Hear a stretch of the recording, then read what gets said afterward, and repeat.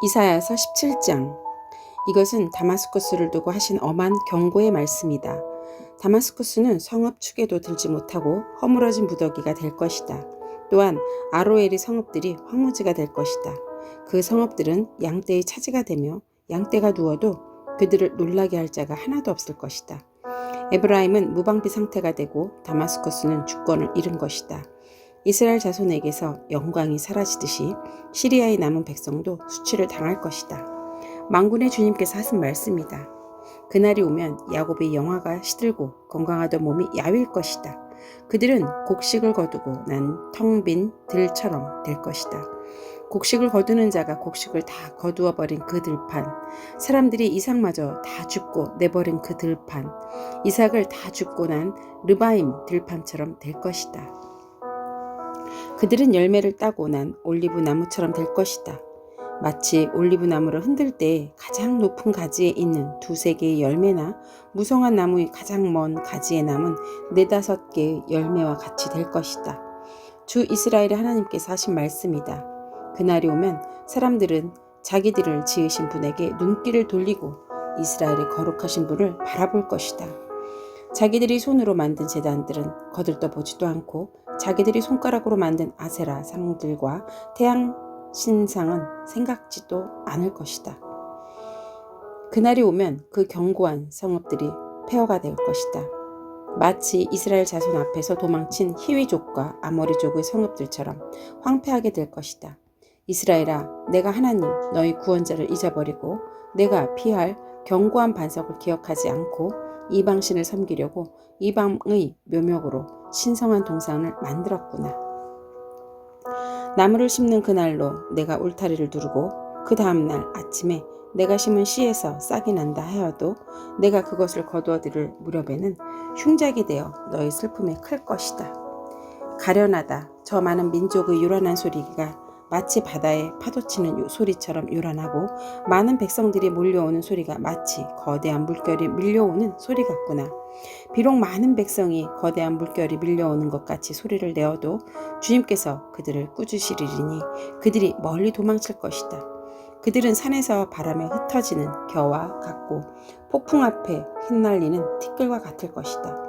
그들이 저녁 때에 두려운 일을 당하고 아침이 오기 전에 사라질 것이니 이것이 바로 우리를 노력한 자가 받을 몫이고 우리를 약탈한 자가 받을 마땅한 값이다.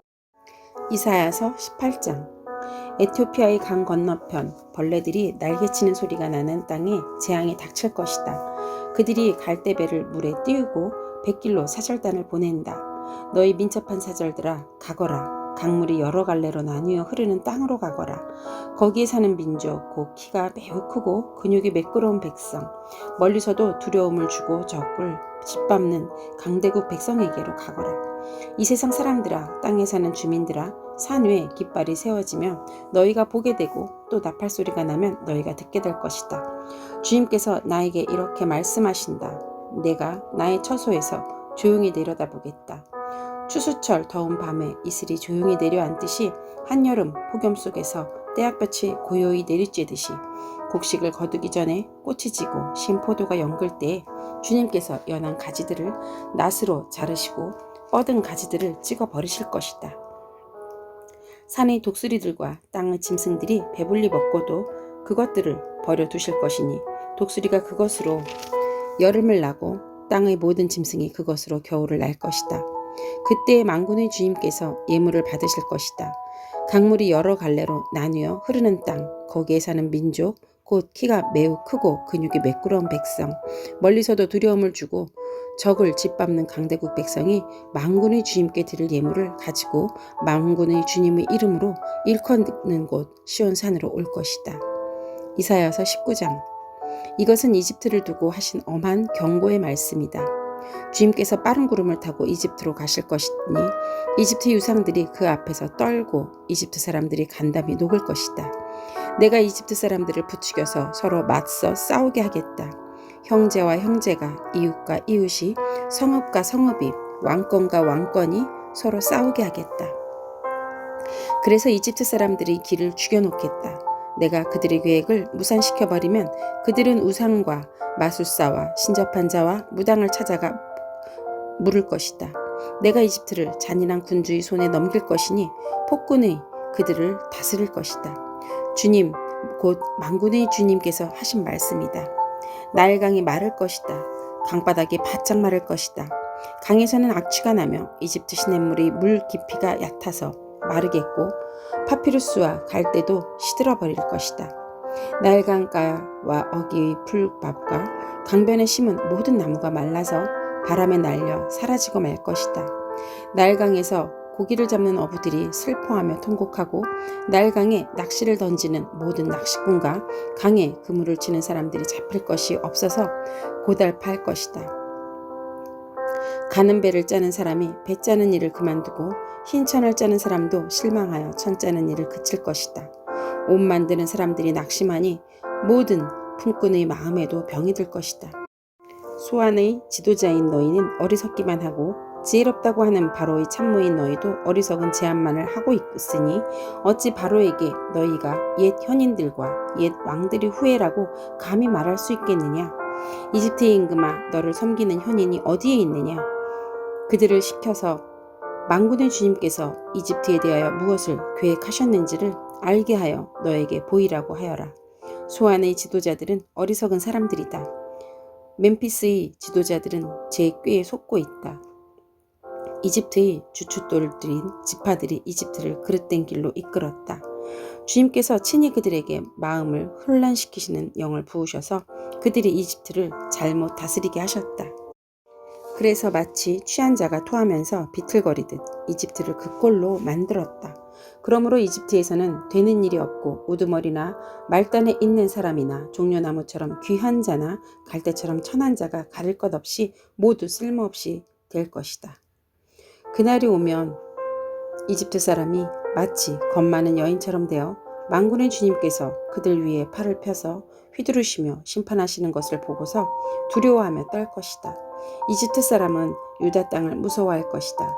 만군의 주님께서 그들을 치려고 세우신 계획을 상기할 때마다 유다라는 이름만 들어도 모두 무서워할 것이다. 그날이 오면 이집트 땅의 5성읍에서는 사람들이 가나안말을 하며 만군의 주님만을 섬기기로 충성을 맹세할 것이다. 그 5성읍 가운데서 한 성읍은 멸망의 성읍이라고 불릴 것이다.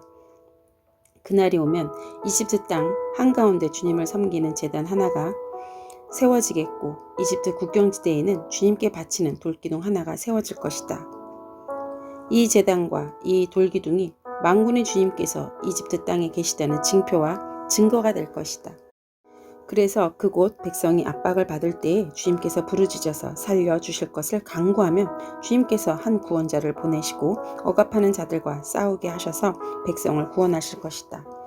주님께서는 이렇게 자신을 이집트 사람에게 알리실 것이며 그날로 이집트 사람은 주님을 올바로 알고 희생제물과 번제를 드려서 주님께 예배하고 또 주님께 서원하고 그대로 실천할 것이다. 주님께서 이집트를 치시고 나서는 곧바로 어루만져 낫게 하실 것이므로 그들이 주님께로 돌아오고 주님께서는 그들의 간구를 들으시고 그들을 고쳐주실 것이다. 그날이 오면 이집트에서 아시리아로 통하는 큰 길이 생겨 아시리아 사람은 이집트로 가고 이집트 사람은 아시리아로 갈 것이며 이집트 사람이 아시리아 사람과 함께 주님을 경배할 것이다. 그날이 오면 이스라엘과 이집트와 아시리아 이 세 나라가 이 세상 모든 나라에게 복을 주게 될 것이다. 만군의 주님께서 이 세 나라에게 복을 주며 이르시기를 나의 백성 이집트야 나의 손으로 지은 아시리아야 나의 소유 이스라엘아 복을 받아라 하실 것이다. 이사야서 20장. 아시리아 곧 사르곤이 보낸 다르단 장군이 아스돗으로 와서 아스돗을 점령하였다. 그 해에 주님께서 아모스의 아들 이사야를 시켜서 말씀하셨다. 주님께서 이사야에게 말씀하시기를 허리에 두른 배 옷을 벗고 발에서 신을 벗어라고 하셨다. 그래서 이사야는 말씀대로 옷을 벗고 맨발로 다녔다. 그때 주님께서 말씀하셨다.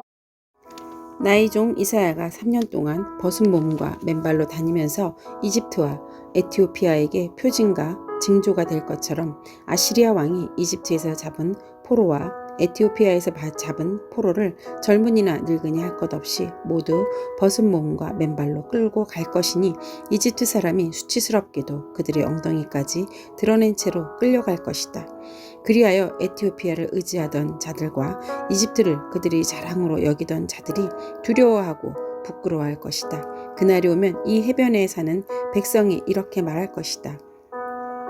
우리가 의지하던 나라, 아시리아 왕에게 구해달라고, 우리를 살려달라고 도움을 청한 나라가 이렇게 되었으니 이제 우리가 어디로 피해야 한단 말이냐. 이사야서 21장. 이것은 해변 광야를 두고 하신 엄한 경고의 말씀이다. 남쪽 광야에서 불어오는 해오리 바람처럼 침략자가 광야에서 쳐들어온다.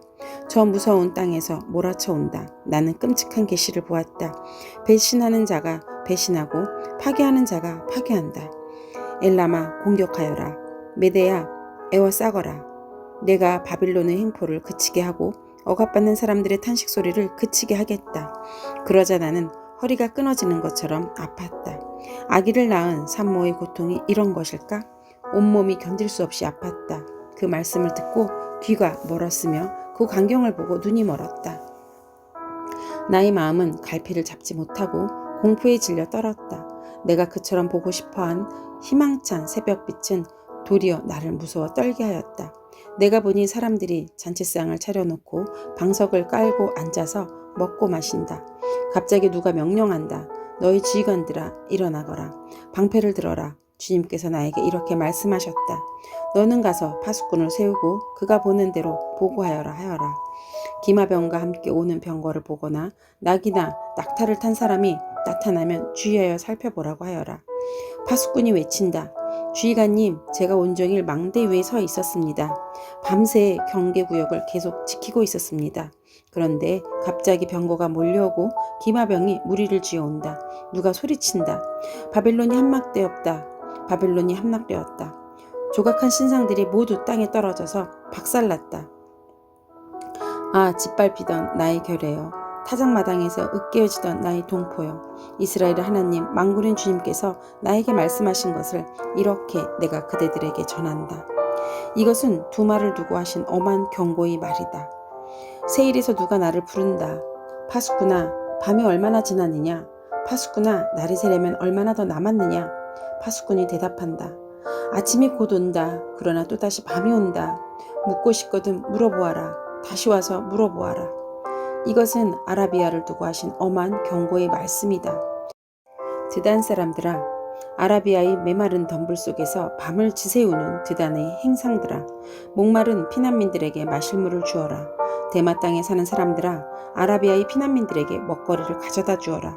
그들은 칼을 피하여 도망다니는 사람들이다.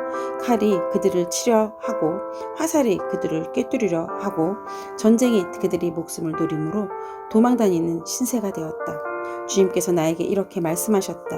1년 기한으로 머슴살이를 하게 된 머슴이 날수를 세듯이 이제 내가 1년을 센다. 1년 만에 게달의 모든 허세가 사라질 것이다.